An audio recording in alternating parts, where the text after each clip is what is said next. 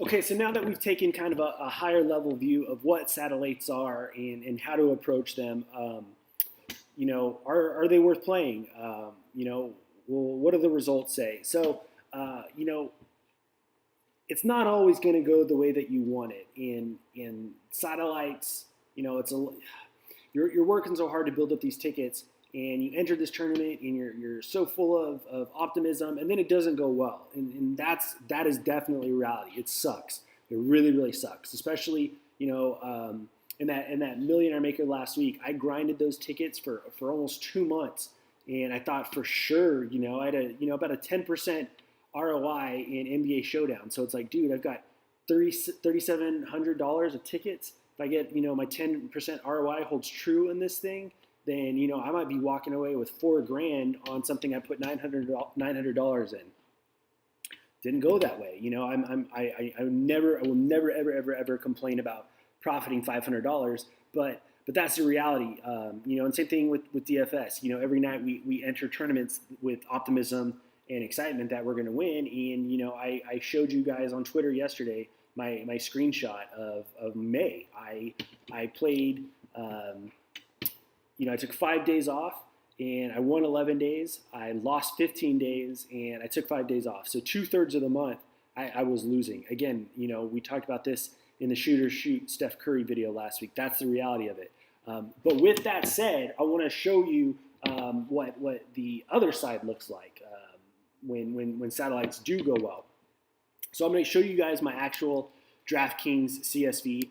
This is all of my results that I've ever had, and I sorted it from top to bottom of my biggest cashes. I'm still chasing my first 5-figure cash, but the biggest cash I've ever had, the top two I've ever had, one came on a combination of satellites and crowns. One came completely on crowns. This one was a hockey tournament that I totally luck boxed, but I won $2,000. This is life-changing bankroll growing stuff, guys, when it does go well. So I know it can be a total pain in the butt when it doesn't go well, but it's worth it.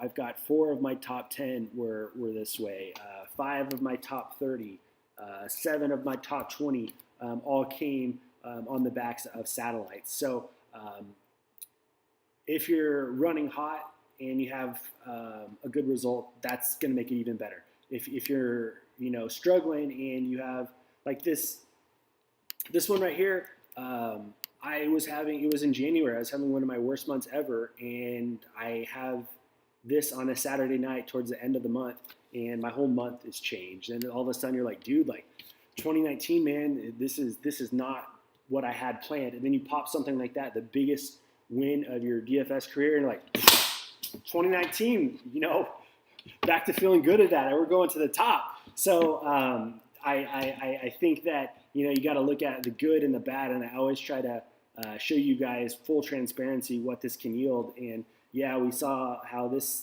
didn't work out the way that I wanted to, but this is the tournament that I won, or didn't win, but took second in for the biggest win I've ever had. So that's the reality of this thing. This is the hey, this could have been so huge for me, and then I have this one over here, and worked out a lot better. And that's just how it's going to go sometimes. Sometimes the stuff you really want to work out doesn't, and other times, you take a shot in something and it goes way better than you could expected. So we always just want to stay level, stay process oriented, not results oriented. But I want to show you the good and bad of what we're talking about here, what you guys are thinking about signing up for. And again, just to highlight, are these things worth it? For me, I think they're worth it. Just the fact that I've had, my biggest cashes have come on the backs of satellites. It's going to take some time to really find your rhythm and your style of play. But you can get into these things for a dime. If you're running out of dime times, enter these. And who cares if it's for something that you don't want to play in. It's about getting the reps. So if you ask me, are they worth it? Yeah, I'd say they're 1,000% worth it. the results speak for themselves. So I'm a big fan of these. And when I started out as at the lowest stakes, I didn't care what the contests were. I just wanted to get used to building 150 every time. And if I won cash, great. If I won satellite tickets, great. I just knew that I needed to put in the time to get better. And I encourage you guys to do the same, because it's a great way to get those reps and to get some wins under your belt at the lower stakes, and get your confidence up. And success breeds confidence. Confidence breeds success. We've talked about it before, and it's totally true, and it translates with satellites as well. So now that we've seen if they're worth our time, we'll go ahead and stop here and take a look at some of the strategy of how to approach it.